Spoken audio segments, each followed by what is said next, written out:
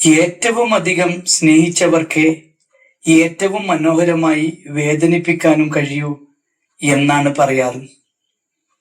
ഈ ഒരു വാക്യം മനുഷ്യബന്ധങ്ങളുടെ ഏറ്റവും ആഴമേറിയതും സങ്കീർണവുമായ ഒരു യാഥാർത്ഥ്യത്തിലേക്ക് വിരൽ ചൂണ്ടുന്നു. സ്നേഹവും വേദനയും രണ്ട് ധ്രുവങ്ങളിലല്ല നിൽക്കുന്നത്. അവ രണ്ട് വികാരങ്ങളായി തോന്നാമെങ്കിലും അവ തമ്മിൽ വേർപെടുത്താനാവാത്ത വിധം ബന്ധപ്പെട്ടിരിക്കുന്നു.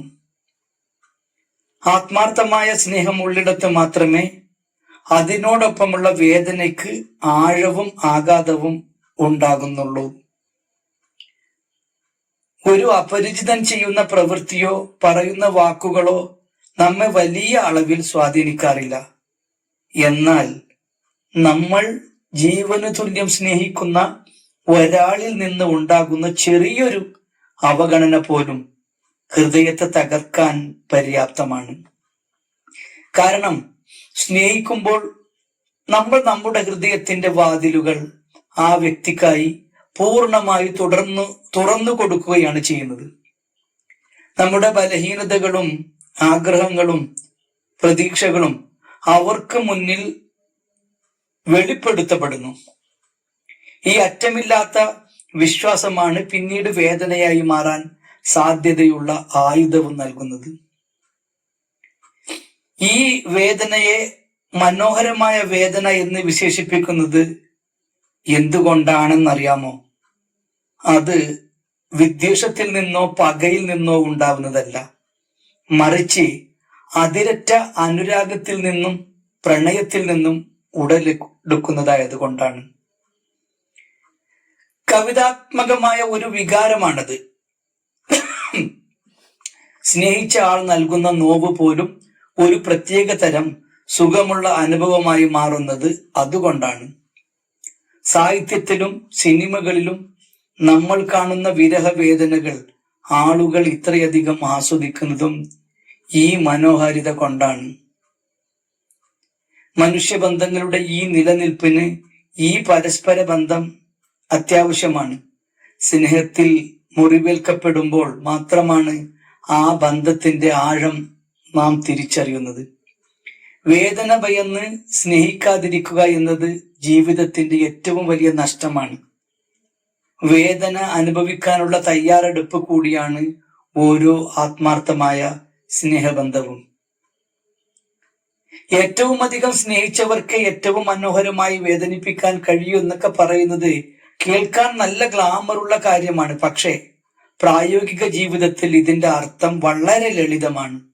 നമ്മെ എപ്പോൾ എങ്ങനെ എവിടെ ഇട്ട് പണിയണമെന്ന് കൃത്യമായി അറിയാവുന്ന ഒരേ ഒരു ജീവിവർഗം നമ്മൾ ജീവന് തുല്യം സ്നേഹിക്കുന്നവർ മാത്രമായിരിക്കും. വഴിയെ പോകുന്ന ഏതെങ്കിലും ഒരു സുന്ദരനോ സുന്ദരിയോ വന്ന് എടോ താൻ ഒരു വേസ്റ്റാണ് എന്ന് പറഞ്ഞാൽ നമ്മൾ പരമാവധി ഒരു പൊടാ പുല്ലെ വിളിച്ച് അങ്ങ് പോകും. എന്നാൽ വീട്ടിലിരിക്കുന്ന ഭാര്യയോ കാമുകിയോ അല്ലെങ്കിൽ പെറ്റ തള്ളയോ സുഹൃത്തുക്കളോ വന്ന് നിന്നെ കൊണ്ട് ജീവിതത്തിൽ എന്തെങ്കിലും പ്രയോജനമുണ്ടോടാ എന്ന് ചോദിച്ചാൽ തീർന്നു. ഹൃദയത്തിൽ സ്പീഡ് പോസ്റ്റിൽ കത്തിക്കയറുന്ന ആ വേദനയുണ്ടല്ലോ, അതാണ് ഈ പറഞ്ഞ മനോഹരമായ വേദന. ഈ സിദ്ധാന്തം ഏറ്റവും കൂടുതൽ പ്രയോഗത്തിൽ വരുത്തുന്നത് നമ്മുടെ പ്രിയപ്പെട്ടവരാണ്. ചെറുപ്പത്തിൽ എൻ്റെ മുത്ത് എന്ന് വിളിച്ച് ഉമ്മ തന്ന അതേ അമ്മ തന്നെയാണ് നമ്മൾ പഠിക്കാതെ നടക്കുമ്പോൾ പ്ലേറ്റിന്റെയും ചൂലിന്റെയും വലിപ്പവും ദൂരവും കൃത്യമായി കണക്ക് കൂട്ടി ആകാശത്തിലൂടെ പറത്തിവിട്ട് നമ്മളെ വേദനിപ്പിക്കുന്നത്. അതിൽ സ്നേഹമുണ്ട്, ഒപ്പം നല്ല ഒന്നാന്തരം എയിമുമുണ്ട്.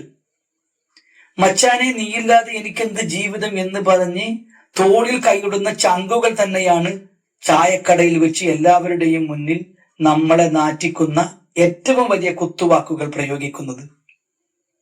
നിന്റെ കണ്ണുകളിൽ ഞാൻ ലോകം കാണുന്നു എന്ന് പറഞ്ഞയാൾ തന്നെയായിരിക്കും കൃത്യം 1 മാസത്തിന് ശേഷം നിനക്കെന്താ ബുദ്ധി എന്ന സാധനം കണ്ടക്ടർ ടിക്കറ്റ് തരുന്ന അത്രയെങ്കിലും ഉണ്ടോ എന്ന് ചോദിച്ച് നമ്മളെ തകർത്തെറിയുന്നത്.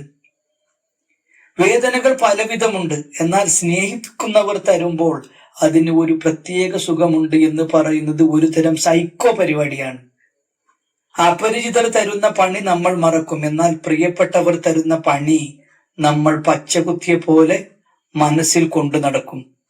ഒരു ചെറിയ ഉദാഹരണത്തിലൂടെ കാര്യങ്ങൾ വിശദമാക്കാം. രാജുവും വിനുവും സ്കൂൾ കാലം തൊട്ടേ ജീവൻ മരണ കൂട്ടുകാരാണ്. ഇവൻ എന്റെ ചങ്കല്ല ചങ്കിടിപ്പാണ് എന്ന് രാജു എല്ലാവരോടും പറയുമായിരുന്നു.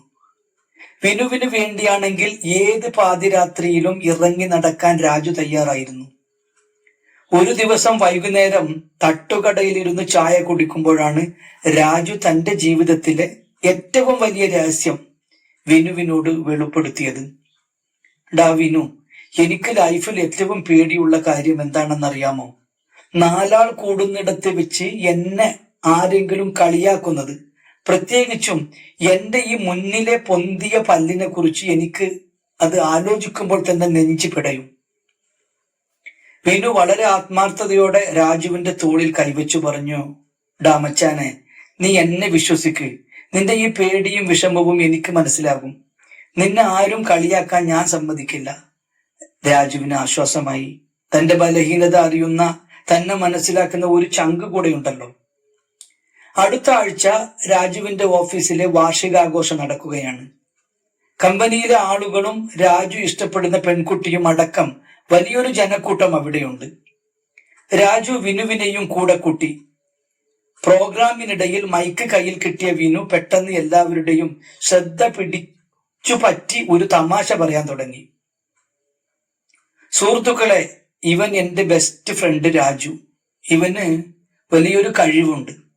അടച്ചു വെച്ചിരിക്കുന്ന ഏത് കരിക്കും ചിരട്ടയും കത്തിയില്ലാതെ കടിച്ചു പൊളിക്കാൻ ഇവന് കഴിയും. കാരണം ഇവന്റെ മുന്നിലെ ഈ 2 എണ്ണം. ഹാളിൽ വലിയ ചിരി ഉയർന്നു. എല്ലാവരും രാജുവിനെ നോക്കി ചിരിച്ചു. രാജു ആകെ തകർന്നുപോയി. തന്റെ ഏറ്റവും വലിയ ബലഹീനത, താൻ ഏറ്റവും കൂടുതൽ പേടിച്ച കാര്യം, താൻ ജീവന് തുല്യം വിശ്വസിച്ച കൂട്ടുകാരൻ തന്നെ എല്ലാവരുടെയും മുന്നിൽ വെച്ച് പരസ്യമാക്കിയിരിക്കുന്നു. വേദിയിൽ നിന്ന് ഇറങ്ങി വന്ന വിനു രാജുവിനോട് ചിരിച്ചുകൊണ്ട് ചോദിച്ചു, മച്ചാനെ, തമാശ എങ്ങനെയുണ്ടായിരുന്നു? ആൾക്കാർ സെറ്റായില്ലേ? രാജു കണ്ണു നിറഞ്ഞ് വിനുവിനോട് പറഞ്ഞു, വേറെ ആരെങ്കിലും ആണ് ഇത് ചെയ്തതെങ്കിൽ ഞാൻ അവരുടെ നെഞ്ചത്തടിച്ചേനെ, കപ്പാക്കുറ്റിക്ക് 2 കാച്ചിയേനെ. പക്ഷെ നീ ആയതുകൊണ്ട് എനിക്ക് അതിനും പറ്റുന്നില്ല. അപരിചിതനായ ഒരാൾ നമ്മളെ കളിയാക്കിയാൽ നമുക്ക് ദേഷ്യം വരും. എന്നാൽ നമ്മുടെ ഏറ്റവും വലിയ ബലഹീനതകൾ അറിയാവുന്ന പ്രിയപ്പെട്ടവർ അത് വെച്ച് നമ്മളെ മുറിവേൽപ്പിക്കുമ്പോൾ ഉണ്ടാകുന്നത് ദേഷ്യമല്ല, അതിനേക്കാൾ ആഴത്തിലുള്ള വേദനയാണ്.